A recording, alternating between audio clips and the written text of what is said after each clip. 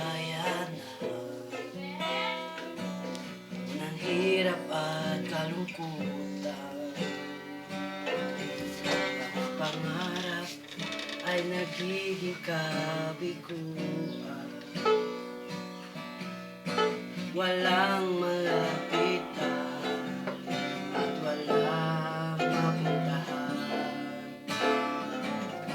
Di ko na kayang lumabang nag-iisa. Ang daming ko'y biglang nanghihina.